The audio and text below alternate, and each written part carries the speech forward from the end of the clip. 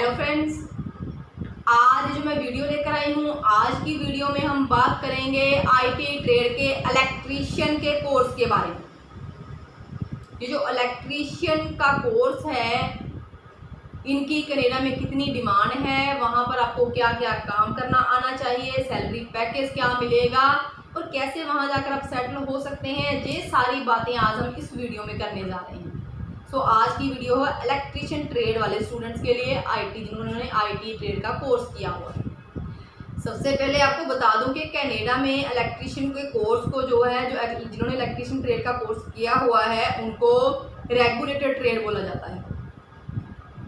वो स्टूडेंट जिनके पास electrical engineering का जिन्होंने डिप्लोमा किया हुआ है, जहाँ इलेक्ट्रिकल इंजीनियरिंग की डिग्री की हुई है, जहाँ फिर 2 साल का आईटी ट्रेड का इलेक्ट्रीशियन का कोर्स किया हुआ है और उनके पास 9000 घंटे का प्रैक्टिकल पेड वर्क एक्सपीरियंस है, तो वो क्या है, कनाडा में जाकर 3 घंटे का रिटन और प्रैक्टिकल एग्ज़ाम देंगे और वो एग्ज़ाम पास करके अच्छे नंबर लेंगे तो उनको रेड सील इलेक्ट्रीशियन का लाइसेंस मिलेगा।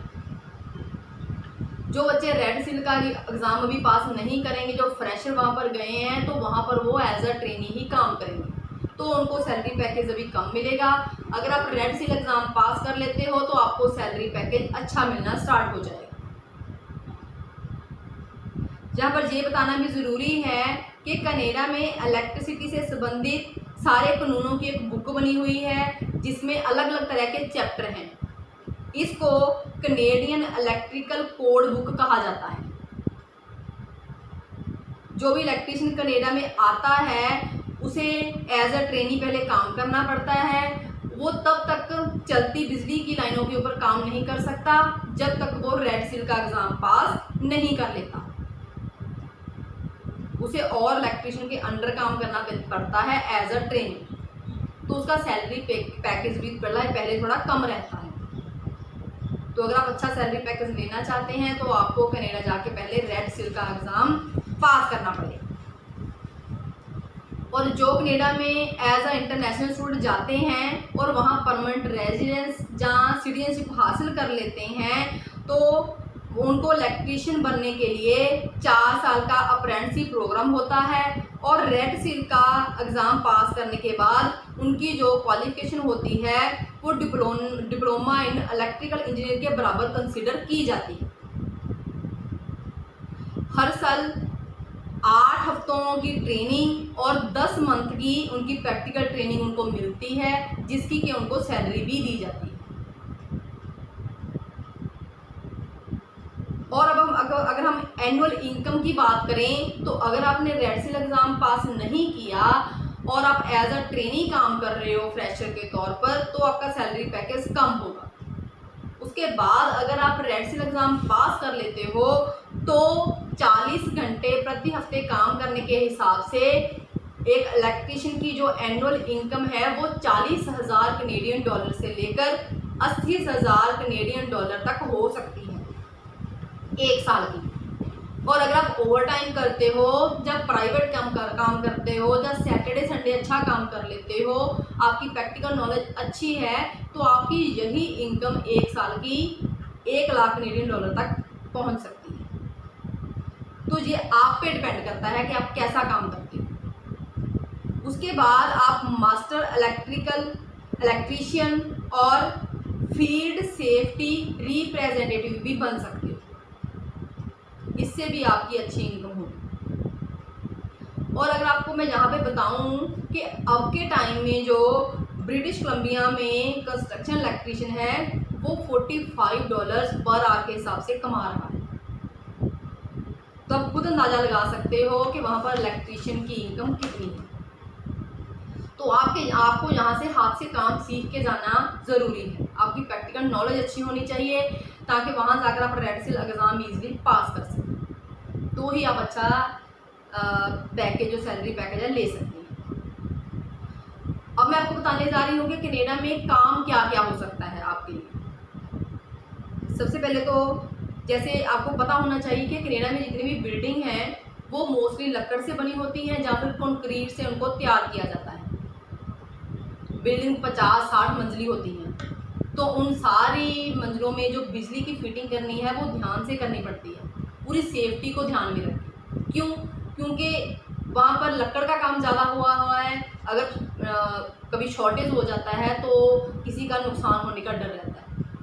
तो क्या है, सारा काम सेफ्टी से करना होता है, ये सारा काम इलेक्ट्रिशियन के द्वारा ही किया जाता है। तो आपको काम अच्छे से आना चाहिए। आपने पूरी 50-60 मंजिली जो बिल्डिंग है उसमें काम करना है, तो वो सारा काम इलेक्ट्रिशियन को ही दिया जाता है। उसके बाद क्या है, अलग अलग इमारतों में आर्किटेक्ट जो होते हैं उनके द्वारा डिज़ाइन किया जाता है कि आपने यहाँ पर बिजली की फिटिंग करनी है, यहाँ पर तारें निकलनी चाहिए, ये काम करना चाहिए। तो वो सारा काम वो एक नक्शा बनाकर दे देते हैं, तो वहाँ कैसे कैसे फिटिंग होगी ये सारी फिटिंग के बारे में उनको बताया जाता है। तो वो सारी फिटिंग इलेक्ट्रिशियन के द्वारा ही की जाती है। वहाँ पर पीवीसी पाइप यूज़ होते हैं, और जहाँ एल्युमिनियम के पाइप यूज़ किए जाते हैं, और जहाँ कॉपर के पाइप होते हैं ऊपर में, उनके अंदर से तारों को निकालना, फिर तारों के जोड़ लगाने, फिर बिजली की सप्लाई को पहले ऑफ करना, फिर ऑन करके देखना कि हाँ बिजली की सप्लाई कैसे आ रही है। ये सारा कुछ इलेक्ट्रिशियन के द्वारा ही किया जाता है। अगर लकड़ के घर बने हुए हैं, वहाँ पर स्विच लगाने हैं या बिजली की सप्लाई देनी है, तो घरों में होल्स करने पड़ते हैं लकड़ के अंदर, तो वो होल्स वगैरह का काम करना भी इलेक्ट्रिशियन की ही जिम्मेवारी होता है। तो आपको ये सारे काम आने चाहिए। जितने भी बिजली के जंतर हैं उनको फिट करने के लिए हैंगर लगाने, वो सारा काम इलेक्ट्रिशियन ही करता है। बिजली को कंट्रोल करने के लिए मेन पैनल लगाने और उनमें तारों को कनेक्ट करना, ये सारा काम जब बिजली स्टार्ट होती है तो स्टार्ट करने से पहले उसके टेस्ट करने बिजली के, तो ये सारा काम इलेक्ट्रिशियन के ज़िम्मे ही होता है। तो आपको ये सारा काम आना चाहिए। अगर आप बारीकी से सारा काम सीख के जाओगे इलेक्ट्रिशियन का, तो वहाँ पर आप ये काम कर सकोगे। और जहाँ आपको ये भी बता दूँ कि अगर वहाँ पर किसी चीज़ का जैसे कोई पार्ट ख़राब हो गया बिजली का, तो उसे रीप्लेस ही किया जाता है, रिपेयर वहाँ पर बहुत कम होती है। तो कोई चीज़ ख़राब हो जाती है तो उसको रिप्लेसमेंट का जो काम होता है वो भी इलेक्ट्रिशियन के द्वारा ही किया जाता है।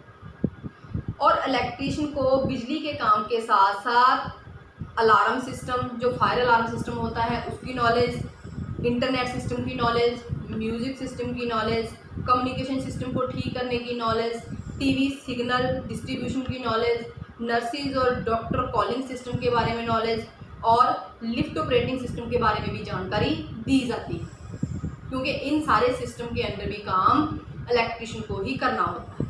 मीन्स कि अगर आप कनाडा जाकर काम करते हो तो वहाँ पर आपको काम करने के साथ साथ नया काम सीखने का भी मौका मिलता है, जो कि आपका सैलरी पैकेज इंक्रीज़ करने में आपकी मदद करेगा। वहाँ आपको नया नया कुछ सीखने को भी मिलेगा। तो बहुत ही अच्छा मौका है आप लोगों के लिए। आप इलेक्ट्रिशियन का 2 साल का कोर्स करके ईजिली कनाडा जाकर सेटल हो सकते हैं कम खर्चे में। तो जो बच्चे ये कोर्स करना चाहते हैं, किसी कारण अभी नहीं कर पाए, तो उनके लिए बहुत ही अच्छा मौका है।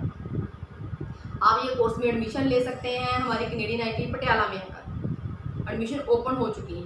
आप हमारी आईटी का एड्रेस नोट कर सकते हैं, C174 near Toyota car agency focal point Patiala. हमारी आईटी में आकर एडमिशन लीजिए। वर्किंग टाइम में आप कभी भी आ सकते हैं और एडमिशन ले सकते हैं।